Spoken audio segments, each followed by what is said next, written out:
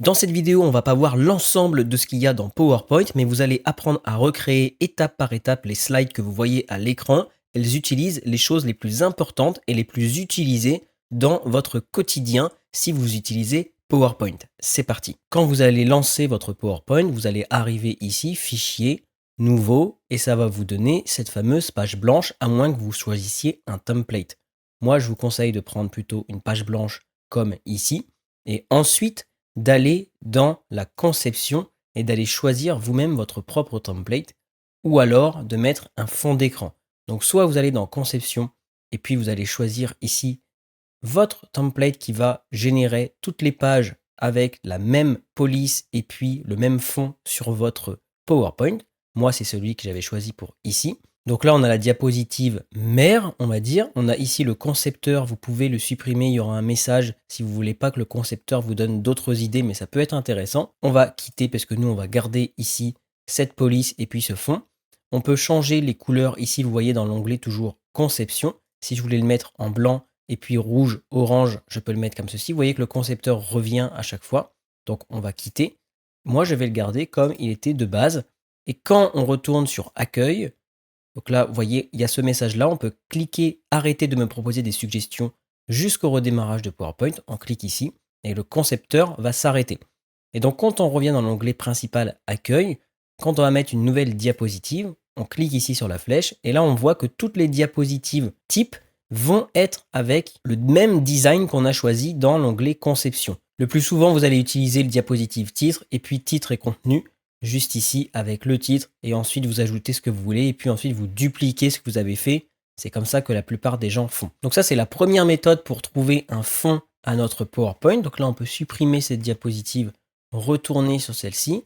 Ce qu'on peut faire également dans conception, c'est vous voyez ici, alors déjà on peut changer la taille des diapositives. On est souvent en grand écran 16 neuvième puisqu'on va présenter sur un écran. Mais si vous voulez faire par exemple un poster et que vous voulez le faire sur PowerPoint, parce que c'est utile, j'en ferai même peut-être une vidéo d'ailleurs un jour, vous pouvez ici changer la taille et mettre une taille personnalisée. Nous, ce qui nous intéresse, c'est changer le fond de l'arrière-plan. Donc c'est ici mise en forme de l'arrière-plan que vous trouvez soit ici, soit en venant directement sur la diapositive, en faisant clic droit et en faisant mise en forme de l'arrière-plan ici.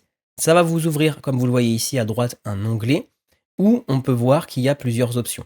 Remplissage dégradé, remplissage uni. Ce qu'on voit, c'est que comme on a touché à la conception, ça va garder le fond de notre conception et ça va venir toucher juste au fond noir. Si vous voulez réinitialiser la page blanche, et bien vous retournez ici et la page blanche, ça va être ici la deuxième.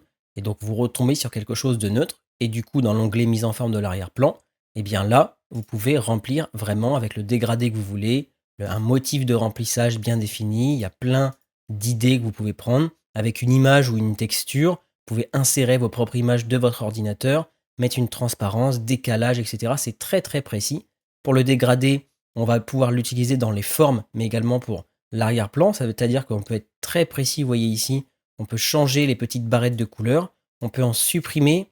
On peut changer bien évidemment si on clique dessus et qu'on va dans couleur, on peut la mettre par exemple ici rouge et donc ça va venir du bleu vers le rouge. On peut vraiment faire ce qu'on veut et vous voyez quand on clique au milieu, ça rajoute une petite barrette de couleur que si je veux la mettre en blanche par exemple, je peux. Alors ça fait pas joli ici, mais c'est pour vous montrer toutes les possibilités.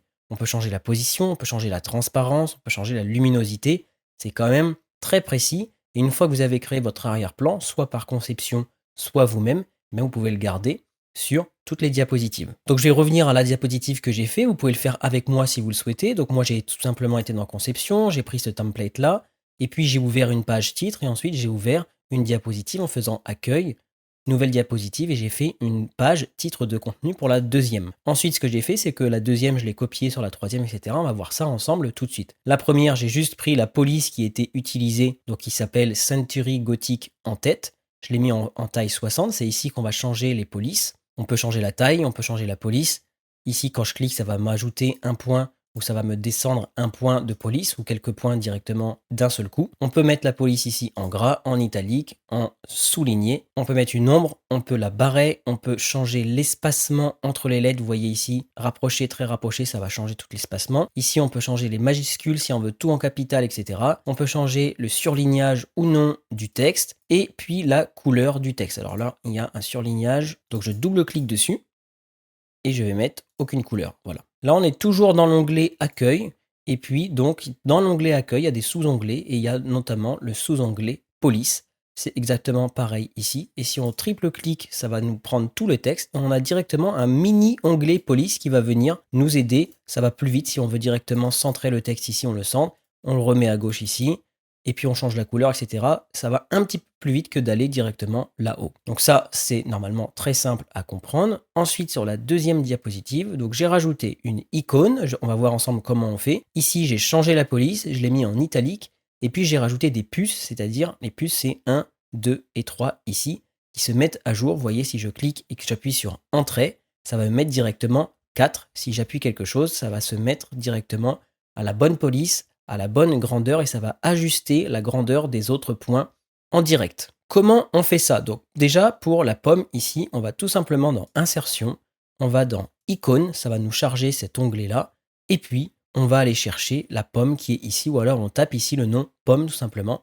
On choisit celle qui est pleine, on clique sur Insérer, et ensuite il y a la pomme qui arrive ici. Si on veut changer la couleur de cette pomme, on vient dans Format graphique. C'est quelque chose qui va venir directement s'afficher en orange quand vous cliquez sur une icône ou une image. Vous voyez que si je déclique sur la pomme, eh bien le format graphique n'existe plus puisque je n'ai sélectionné aucun graphique. Quand je vais revenir cliquer sur la pomme, tout de suite, le format graphique là-haut va venir s'afficher. Les choses les plus importantes ici, ça va être la couleur, ça va être le contour, les effets. Si on veut faire une rotation, si on veut grouper deux images entre elles, c'est assez simple à comprendre. On peut changer directement très précisément la hauteur et la largeur. Si je veux mettre par exemple 10 précisément et non pas 9,94, je vais mettre 10 ici. Ça va venir s'ajuster puisque c'est un carré, donc ça vient directement s'ajuster. Les deux doivent être à la même valeur. Et donc la pomme est de 10 cm par 10 cm maintenant. Pour ce qui est de la couleur, eh bien on va faire remplissage de l'image ici. On va venir choisir la couleur que l'on souhaite. Et si dans la palette ici on ne trouve pas la couleur qui correspond, on vient la choisir soi-même ici directement en venant prendre quelque chose de très précis. Si vous avez un code hexadécimal, vous pouvez le mettre ici, ça va vous donner la couleur parfaite. Et puis on a aussi le petit onglet standard où ça nous donne, avec un petit peu plus de précision, des couleurs. Pour ce qui est du texte, j'ai écrit tout simplement la pomme ici dans l'onglet titre, très simple. Et puis ici, donc comment j'ai fait mon texte en italique, j'ai tout simplement sélectionné mon texte et j'ai cliqué ici sur I. Il y a toujours des raccourcis sur PowerPoint, donc italique, ça commence par un I, donc il y a CTRL plus I. Vous voyez ici, si vous laissez votre souris, on voit que le gras, c'est CTRL plus G tout simplement. Le souligné, c'est U, donc ça, faut le savoir. Et puis de toute façon, au fur et à mesure que vous allez travailler sur PowerPoint, vous connaîtrez tout ce qui est les raccourcis de PowerPoint, ce qui est normal. J'ai du coup ensuite cliqué sur l'onglet puce. Alors pas le puce ici avec les petits points, sinon ça aurait donné juste des petits points, mais l'onglet ici avec les numéros pour que ça se suive. Et donc là, je voulais mettre des caractéristiques de la pomme. Donc j'ai tout simplement mis en italique, croquante, naturelle, juteuse, et puis j'ai cliqué sur les chiffres. Ça, c'est quelque chose que vous allez utiliser très souvent si vous faites des présentations. Donc on a vu l'utilisation des icônes avec également l'onglet format graphique pour tout ce qui est couleur, contour, etc. On a vu tout ce qui est puce, italique, utiliser un petit peu l'onglet police et l'onglet paragraphe. Il y a des choses que je ne vous ai pas montrées, mais ça coule de source. Ici, si vous voulez centrer, si vous voulez faire en justifié, centrer à droite, etc., vous pourrez vous-même regarder, c'est assez intuitif. Les interlignes, par exemple ici, vous voyez que c'est plus serré. Si je mets 2 d'interlignes, eh bien entre les puces, ça va être de plus en plus serré. On peut même choisir des interlignes très précisément avec les options ici. Ici, sur les paragraphes, ça va être si on veut mettre le texte dans une orientation bien précise. Ici, ça va être si on veut que le texte soit au milieu du cadre, en bas du cadre, en haut. Et puis là, ça va être des graphiques SmartArt. Et c'est justement ce qu'on va voir dans la diapositive numéro 3, puisqu'ici, on va voir comment ajouter une image, comment faire un bord flouté comme je l'ai fait ici, et puis ajouter un graphique qu'on appelle SmartArt. On va commencer par l'image. Ça, c'est une image tout simplement que j'ai prise sur Google. Ou alors, vous pouvez directement ici dans Insertion, Image, Image en ligne. Et ensuite, vous attendez que l'onglet se charge et vous cliquez, par exemple, ici sur Chien. Et donc, en Creative Commons, c'est-à-dire que vous avez le droit de réutiliser ces images, vous allez venir prendre, par exemple, le Labrador ici, faites Insérer. Et ensuite, vous pourrez redimensionner l'image, vous pourrez en faire ce que vous voulez de cette image. Comment maintenant j'ai fait ce fameux bord flouté qui fait assez joli? Eh bien, on va encore une fois aller dans Format de l'image. Et donc, c'est dans les effets d'image ici qu'on va pouvoir aller voir qu'il y a plusieurs options. On peut ajouter des ombres et vous voyez à chaque fois qu'il vous montre comment ça va rendre. L'ombre, si elle vient ici d'en haut à gauche, ici c'est des ombres internes, c'est des perspectives qu'on a également ici. La réflexion, vous voyez ici si je fais une réflexion, l'image va se refléter tel un miroir. Les différents types de lumière qu'on peut donner à l'image. Les bords estompés, donc c'est moi ce que j'ai fait. On peut plus ou moins estomper le bord, vous voyez ici. Ici, c'est par exemple à 5 points d'estampage. Ici, on va aller à 10 points. Ça va venir trop. Et puis là, c'est 50 points. Donc, ça va venir trop estomper l'image. C'est pour ça que moi, j'ai choisi, par exemple, ici, 5. Et encore une fois, on peut aller beaucoup plus loin avec les options où on peut donner exactement le nombre d'estampages qu'on veut. Pareil pour les biseaux. Pareil pour les rotations 3D ici. Et ce qui est bien sur PowerPoint, c'est quand on passe la souris dessus, il nous montre qu'est-ce que ça va donner si on clique dessus. Donc, il nous montre un peu un aperçu. Par exemple, ici, j'aurais pu mettre ce style d'effet 3D qui est assez intéressant. Alors quand c'est une image comme ça et pas une icône, vous voyez ici qu'il y a aussi beaucoup d'effets. On peut supprimer l'arrière-plan, corriger, ajouter de la couleur, de la luminosité, enlever de la couleur, de la saturation, changer les couleurs, faire des effets artistiques de peinture, ajouter de la transparence à l'image, compresser les images, changer d'image avec une image sur votre ordinateur. Et du coup, ça restera avec le même bord estompé, avec le même effet 3D, mais ça changera juste l'image. Mettre une icône à la place de cette image, rétablir l'image comme elle était avant. Vous voyez, il y a plein de... c'est écrit dessus, donc c'est assez simple, mais c'est pas quelque chose qu'on va utiliser très fréquemment. Alors que les effets, les bordures, tout ce qu'on va voir dans l'organisation ici, on va vraiment l'utiliser et je vais vous le montrer juste après. Tout ce qui est graphique Smart Art, donc comment vous faites un Smart Art, vous faites insertion, Smart Art, et vous choisissez ce que vous souhaitez comme Smart Art. Donc moi, je suis allé, je crois, dans processus et j'ai choisi celui-là. J'ai cliqué sur OK et ça m'a donné 7 dispositions de Smart Art. Donc encore une fois, quand on clique dessus, on a un onglet orange qui va venir s'ajouter ici. Moi, j'ai choisi cette disposition 3D, mais comme vous le voyez, eh bien, on peut directement avoir plusieurs dispositions. On peut également avoir plusieurs couleurs avec des dégradés d'une même couleur. On va vous donner des couleurs où il y a plusieurs couleurs dedans. Ils vous disent qu'on peut recolorier comme on le souhaite et puis vous pouvez vous-même cliquer ici, faire ici dans l'onglet mise en forme, remplissage et puis le mettre par exemple ici en bleu. Et ça, si je veux le faire, je peux le faire. La flèche en bas, c'est exactement pareil. Je retourne dans l'onglet mise en forme. Je clique ici sur la petite icône. Ça veut dire que ça se rappelle la dernière couleur que vous venez de prendre. Donc là, j'ai pris le bleu. Au lieu de faire remplissage et d'aller retrouver le bleu, je peux directement cliquer sur le petit pot de peinture juste ici, sur le bleu. Vous voyez ?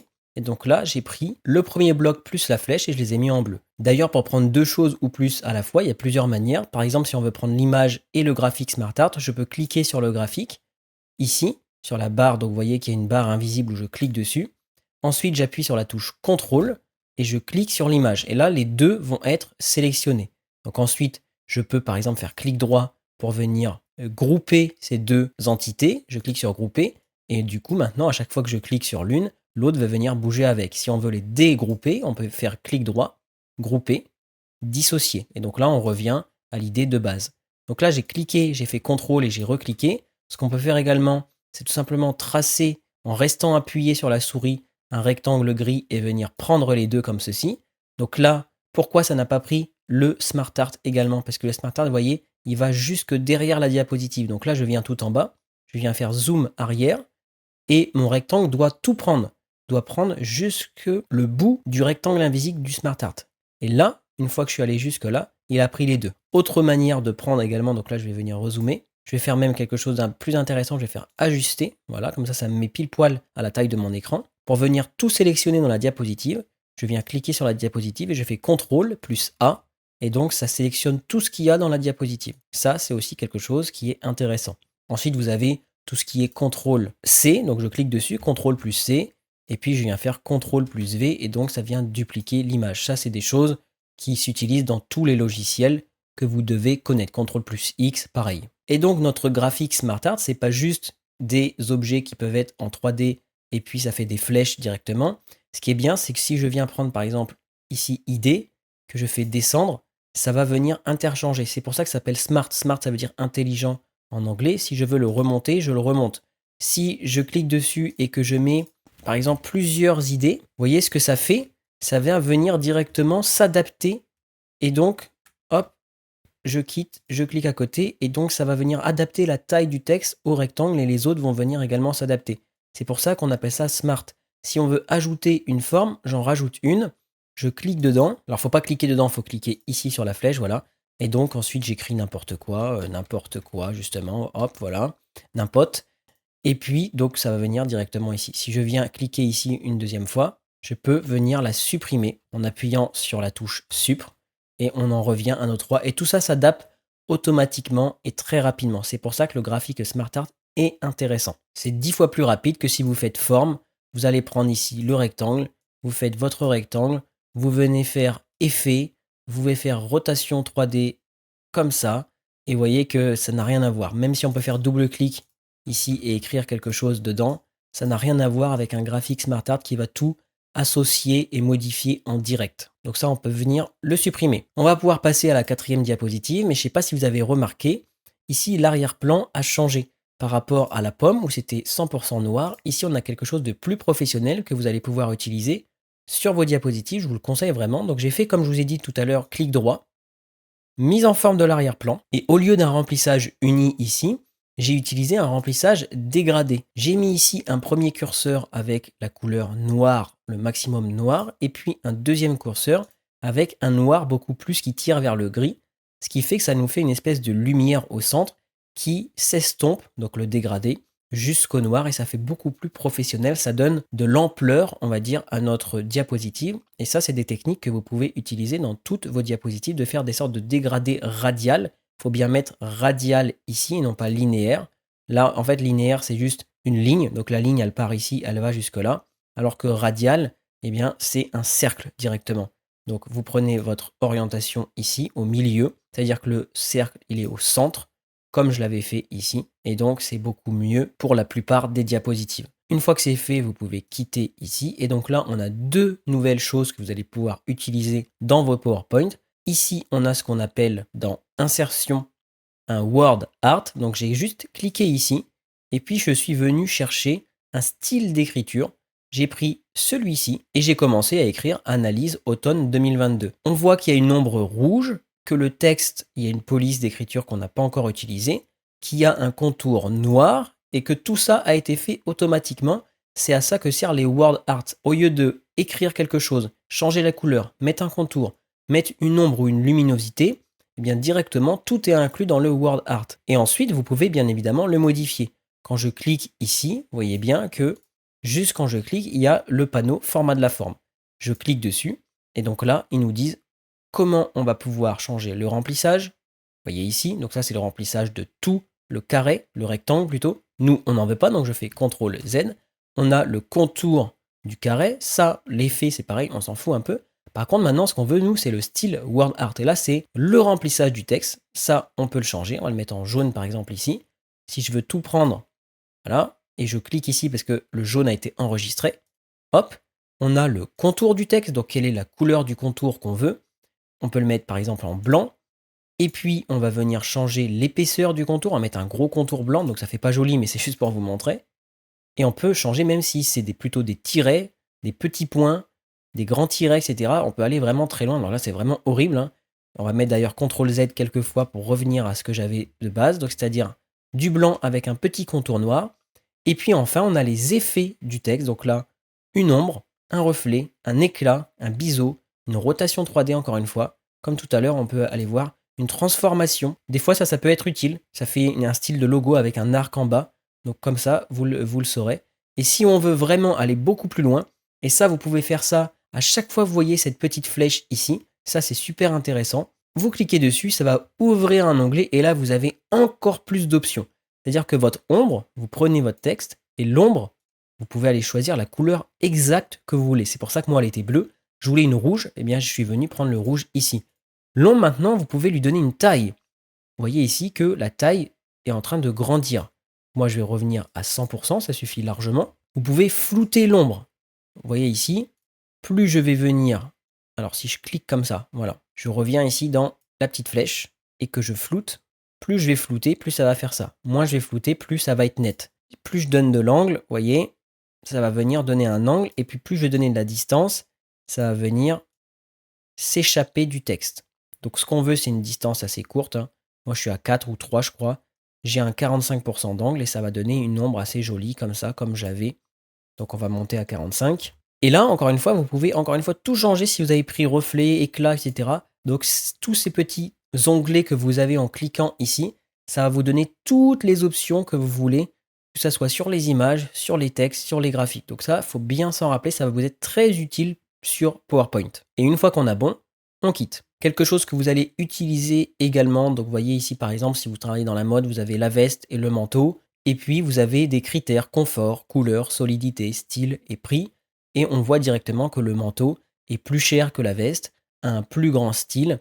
Par contre, il y a moins de couleurs de disponibles, il y a moins de confort. Donc, des graphiques comme ça va être utile pour montrer des données à vos interlocuteurs. Et pour faire ce graphique, c'est tout simplement insertion, encore une fois, graphique, ici. Et là, moi, j'ai pris radar, ça s'appelle radar. Il y a différents styles de radar. Il y a des secteurs, il y a des barres, il y a des aires. Il y en a vraiment beaucoup. Une fois que vous cliquez sur OK, ça va vous ouvrir un petit onglet Excel avec un tableur pour que vous puissiez rentrer les valeurs. Si vous voulez retrouver cet onglet, vous cliquez dessus. Ça va vous ouvrir directement, encore une fois, un autre onglet Création de graphique. Quand vous décliquez, il disparaît. C'est comme pour le texte ici, Format de forme. C'est comme pour l'image ici, Format de l'image. Vous voyez ici en haut. Pour les graphiques, encore une fois, c'est pareil. Ce qui est bien avec PowerPoint, c'est qu'on revoit dans plusieurs onglets à chaque fois le même schéma. Donc quand vous cliquez ici dessus, vous allez du coup dans création de graphique et modifier les données. Quand vous allez lancer votre graphique, directement cet onglet va être là. Et donc là, vous pouvez changer le nom. Donc c'est pour ça que j'ai mis, moi c'était données 1 ou données 2, un truc comme ça. Là, j'ai mis veste et manteau. Ici, c'est moi qui ai modifié aussi. Et puis les valeurs, ça va de 0 à 35. Et du coup, je les ai modifiées aussi ici. Ce qui fait que c'est moi qui ai créé finalement la forme verte et la forme bleue. Pour tout ce qui est couleur, eh bien, on peut venir directement ici regarder ce qu'ils font. Voyez. Et si vous voulez directement vous changer les couleurs, eh bien, il y a des petites options ici. Alors là, je me suis trompé. En fait, ça, c'est comme modifier les couleurs. Vous faites double clic, par exemple, sur le bleu. Voilà. Et vous arrivez encore une fois sur un onglet à droite. Donc là, vous pouvez changer la taille, les positions, ici les ombres, les éclats, etc. Et quand vous cliquez sur le pot de peinture, là, vous allez pouvoir changer les couleurs directement. Donc par exemple ici le vert, vous allez pouvoir le mettre en rouge. Et puis le bleu, si vous voulez le mettre en blanc, hop, vous le mettez en blanc. Vous changez la largeur ici. Vous changez la composition, le style de trait, si vous voulez des pointillés par exemple. Vous voyez que c'est extrêmement précis, encore une fois, tout ce que vous pouvez changer. Et ça vient, encore une fois, avec l'onglet de droite qu'ensuite vous quittez. Et là, vous avez tout modifié. On va passer à l'onglet numéro 5, où là, il y a deux choses que j'ai ajoutées, à part le tableau, bien sûr. On va pouvoir mettre des numéros de diapositives et des pieds de page. Donc, sur les autres, il n'y en avait pas. Je voulais vous montrer ici comment faire et pas avant, parce que c'est moins important que les autres choses, mais c'est quand même important. Encore une fois, on va retrouver ça dans l'onglet Insertion. Vous cliquez ici sur Numéro de diapositive. Et donc là, vous cliquez sur ce que vous voulez voir. Numéro de diapositive, pied de page. Et moi, j'ai aussi cliqué sur ne pas afficher sur la diapositive de titre, puisque la diapositive de titre, il n'y a pas besoin d'avoir numéro 1 avec un pied de page, etc. Souvent, on ne le met pas. Donc, ensuite, j'ai mis appliquer. Et si on veut appliquer sur même les anciennes, on va mettre appliquer partout. Et là, du coup, vous voyez, ça vient d'être mis numéro 2, etc. Et donc, j'ai mis un joli pied de page. Et vous devriez suivre ce pied de page d'ailleurs pour cette vidéo. Une fois que ça c'est fait, je voulais vous montrer rapidement comment on fait un tableau. Donc encore une fois, on se retrouve dans Insertion, Tableau. Là, vous choisissez, ça vous montre en direct combien de colonnes vous voulez. Si vous voulez quelque chose de plus précis, vous faites insérer un tableau. Vous pouvez même mettre un Excel directement. Si vous en avez un, vous pouvez le mettre dans votre PowerPoint. Vous pouvez le dessiner vous-même. Moi, ce que j'ai fait, c'est que j'ai pris directement comme ça. Puisque ensuite, si on vient cliquer sur le tableau, encore une fois comme d'habitude, on a un onglet qui est spécifique au tableau. Changer les couleurs ici, avec la mise en page, c'est insérer au-dessus, en dessous, à gauche, des colonnes, fusionner, fractionner des cases, supprimer des lignes. Ici, on va mettre si on veut centrer au milieu ou en bas. Ici, vous voyez ici, ça change directement l'orientation du texte, les marges des cellules. Il y a vraiment, vraiment de quoi faire. Vous allez utiliser énormément les tableaux. Bien sûr, vous pouvez changer les contours, les couleurs à l'intérieur. Tout ça, ça se fait avec les trames de fond, les bordures, les effets. Vous commencez à comprendre ce qu'il faut faire. Et puis, on peut directement changer la taille des colonnes ici en restant appuyé, en allant un petit peu plus à gauche, un petit peu plus à droite. Ça, c'est ce qu'on peut faire ici. On peut également changer en prenant, ici en restant appuyé, en prenant une seule colonne, et puis en allant dans mise en page, eh bien on peut changer la largeur pardon, ici. Alors ça c'est la largeur de tout le tableau, pardon. C'est ici la largeur de la cellule. Elle est à 4,6, moi je veux la mettre à 5, je mets 5. J'appuie sur Entrée et on voit directement que le changement a été fait. Ici le titre, j'ai juste changé de police, j'ai mis ici Acumain Pro. C'était pas un gros changement, mais c'était juste pour vous montrer. Maintenant vous savez qu'on peut changer de police. Et puis j'ai mis Centrer le texte. Il n'y a pas vraiment de grandes avancées ici, mais les tableaux, il faut savoir que vous allez les utiliser très souvent. Ça se fait comme ça, en insertion. Ensuite, ça se modifie tout ici avec la mise en page, avec la création de tableaux, les bordures, les textes, les styles, etc. Là, on va passer sur quelque chose de très intéressant puisqu'on va passer sur des formes, sur l'organisation et également sur les transitions. Alors, je vais vous montrer d'ailleurs ici ces diaporamas pour voir, pour tester si votre diaporama est bien. Vous allez dans l'onglet diaporama, vous faites soit à partir du début, donc c'est F5 le raccourci, soit à partir de la diapositive actuelle, c'est Maj plus F5. Donc, c'est finalement la touche Shift, donc la petite flèche plus F5, vous voyez, si je fais ça, on est directement sur la diapositive actuelle. Et puis en bas, vous pouvez ici voir qu'il y a plein d'options pour avancer, reculer les diapositives, etc. Ou alors directement, vous le faites avec une flèche. Pourquoi je voulais vous montrer ici comment on fait ça? Puisque ici, vous voyez qu'il n'y a pas de transition entre les slides. Et là, j'ai fait une transition par ondulation qui peut faire un effet joli, même si en arrière, du coup, ça se remet en arrière, c'est intéressant. Moi, je conseille de faire très peu de transitions. Ça prend du temps et c'est pas forcément utile. Mais si vous voulez le faire, des transitions comme ça, eh bien ça se fait tout simplement dans l'onglet Transition. Et puis vous venez choisir votre transition. Ici, à chaque fois vous cliquez sur l'une, ils vont vous faire un aperçu. Par exemple, si je prends déchiquetage, eh bien on voit que ça va se faire comme ceci. Et moi, du coup, j'ai choisi ondulation. Et comme d'habitude sur PowerPoint, eh bien il y a des options. Par exemple, sur ondulation, il y a option de l'effet ici. On peut avoir une ondulation qui vient du centre, qui vient de en bas à gauche, vous voyez ici, en bas à droite, etc., etc. On a la durée ici, ça dure 1 seconde 50. Eh bien, on peut baisser ça à 1,25 ou 1. On peut rajouter un son si on veut. On peut appliquer sur toutes les diapositives. On peut faire manuellement, ou alors on lui dit, tu attends 1 seconde une fois que j'ai cliqué et ensuite tu lances la transition. Donc là, c'est tout ce qui est transition. C'est quelque chose que je dirais essayer d'utiliser le moins possible ou alors sur une ou deux parce qu'il y a vraiment besoin. Mais c'est pas quelque chose de très utile en tout cas. Je voulais quand même vous le montrer. Maintenant, il y a des choses intéressantes ici directement sur la diapositive. Donc ici, vu qu'on l'a appris, je voulais quand même vous le remontrer. Et bien là, qu'est-ce que j'ai fait? J'ai tout simplement ajouté une forme. Donc j'ai été dans Insertion. Je vais directement ici dans Forme. J'ai pris le tout premier ici. Et puis, j'ai lancé cette forme-là, tout simplement. Ensuite, je suis allé dans Format de la forme, donc l'onglet qui est associé à la forme. Je suis allé dans Remplissage rouge, le contour blanc. Et si vous voulez savoir comment j'ai fait le contour ondulé, eh bien c'est ici dans Croquis. Et le style, c'est celui-là, je crois, à la main levée, dessin à la main levée, ou c'est un des deux. Et ensuite, je l'ai mis en blanc. Et ensuite, j'ai mis épaisseur et je l'ai mis tout simplement plus gros. Et pour ce qui est du point noir ici pour avoir un dégradé, bah comme d'habitude, ici on ne peut pas faire de dégradé, donc je clique sur la petite flèche pour avoir plus d'options. Remplissage, là on a uni, nous ce qu'on veut c'est dégrader. Donc je prends le dégradé, je vais mettre ma couleur que je veux, donc imaginons ici, si je veux du bleu, je clique ici, je mets ce bleu là. Je veux que le centre il soit jaune, donc je clique sur cette petite ici, comment on peut appeler ça, pastille, hop, et je mets du jaune. Et on est bon, je peux quitter, j'ai ma forme que je veux. Astuce très importante avant de vous montrer l'organisation pour les formes.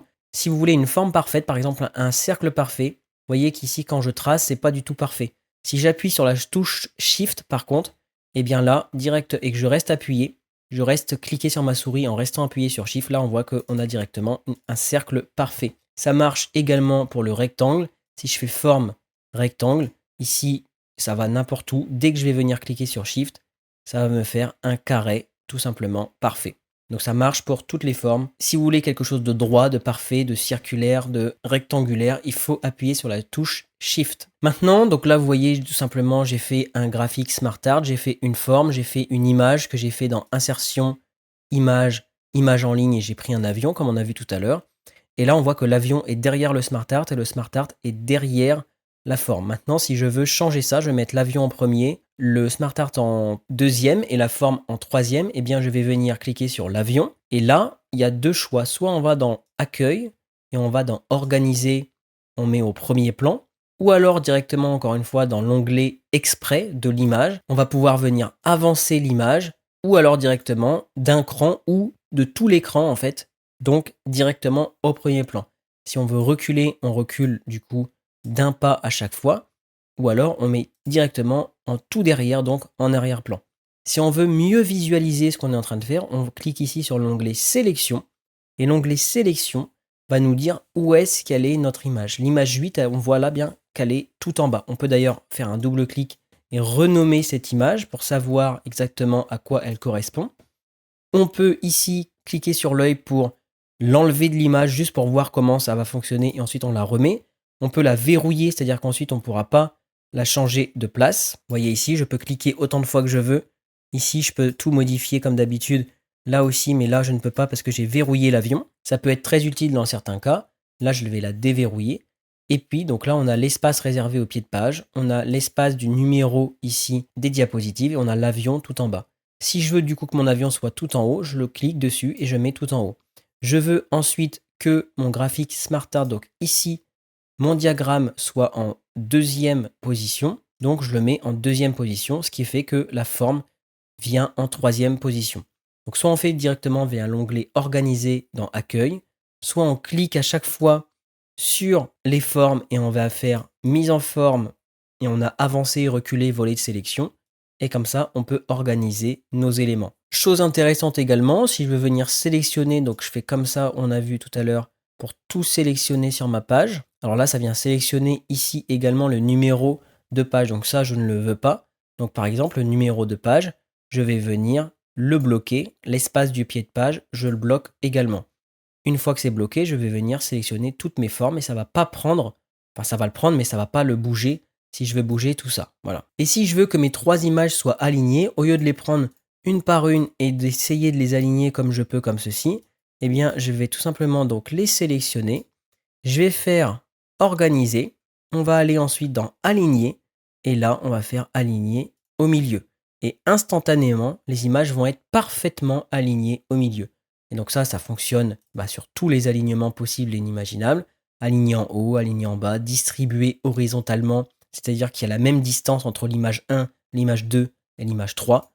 Voilà, comme ici. Donc ça, c'est très puissant également. Et ça vous évite de perdre beaucoup de temps pour organiser toutes vos images. Donc ici, on a vu comment organiser, comment aligner. On a refait un rappel également sur le volet sélection, etc.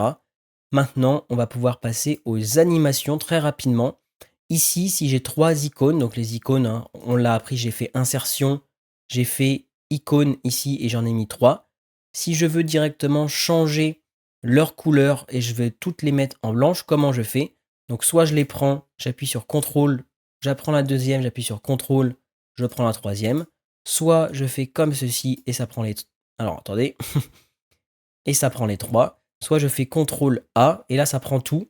Mais du coup ça prend aussi les numéros ici qu'on va pouvoir bloquer avec l'onglet sélection. Ce que je fais souvent, moi ça va très très vite à faire, c'est je prends ça. Une fois qu'on a les trois, on va dans l'onglet format graphique et on va ici remplissage, on va tous les mettre en blanc. Ce qu'on aurait pu faire aussi, c'est prendre les trois et puis changer leur taille en même temps. Ici, vous voyez que les trois tailles changent en même temps. Ça c'est intéressant. Maintenant, si on veut animer ces icônes, on va quitter l'onglet de sélection, on va cliquer sur l'une, on va aller dans animation, et là on a toutes les animations les plus utilisées dans PowerPoint. Donc c'est apparaître, vous voyez, c'est fondu avec, donc là c'est un fondu qui est très rapide, puisque ici c'est 0,5 secondes. On peut la mettre à 1 seconde, et quand on va demander un aperçu ici, on voit que le fondu va être beaucoup plus lent. Puis des animations, il y en a énormément. Il y a des animations d'entrée, d'accentuation et de sortie et de mouvement. Ça, j'en ai déjà parlé dans d'autres vidéos. Là, on va juste parler en général de comment animer plusieurs choses. Donc ici, si je veux faire rentrer les lunettes du bas vers le haut, je fais entrée brusque. Voilà. Et puis si je voulais les faire rentrer de la droite, pardon, ou du coin inférieur droit, je clique ici. Et vous voyez, elle rentre du coin inférieur droit. Donc moi, je vais faire à partir du bas parce que c'est plus logique.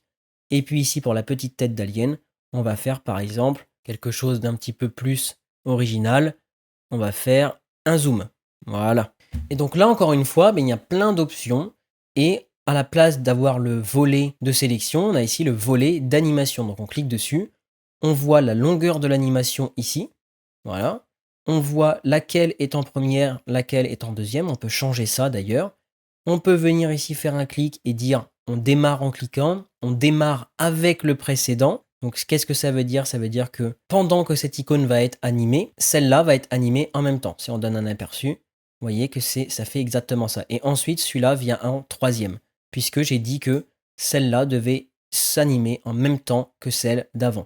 Par contre, si je dis en cliquant, eh bien là, on a bien 1, 2 et 3. Et encore une fois, il y a beaucoup d'options. On peut changer les durées pour chacune d'entre elles. On clique dessus, on rajoute du temps, on rajoute un délai. Un délai par rapport à la durée, qu'est-ce que c'est? C'est qu'ici, par exemple, ça va mettre une seconde, puis une seconde, puis une seconde. Si je mets un délai ici sur celle-là de 1 seconde, en plus que l'animation en elle-même dure 1 seconde, ça veut dire que ici, ça va faire 1 seconde. Ensuite, ça va attendre donc le délai d'1 seconde et ensuite l'animation va durer 1 seconde, vous voyez. Et puis on n'est pas obligé de faire au clic, on peut faire directement en automatique. C'est-à-dire que si la première, elle va être faite avec un minutage, la deuxième, on lui dit qu'elle se fait directement après le précédent. Donc juste ici, on voit les carrés verts. Et puis celle-là, pareil, après le précédent. Voilà. Si on met un minutage de 0, ça veut dire que dès que la personne va cliquer, passer à cette diapositive-là, les animations vont se lancer en automatique, on n'aura pas besoin de cliquer. C'est à ça que ça sert, les animations. Donc voilà pour la prise en main de tous les outils de PowerPoint sur Microsoft 365. N'hésitez pas à me dire en commentaire qu'est-ce que vous voudriez comme prochaine vidéo. J'ai plusieurs idées sur comment faire des super animations, des PowerPoint professionnels. En tout cas, je voulais vous montrer toutes les bases que vous allez utiliser au quotidien. J'espère que ça vous aura plu et je suis très content de revenir sur cette chaîne YouTube. Je vous souhaite une excellente fin de journée et à très vite sur cette chaîne.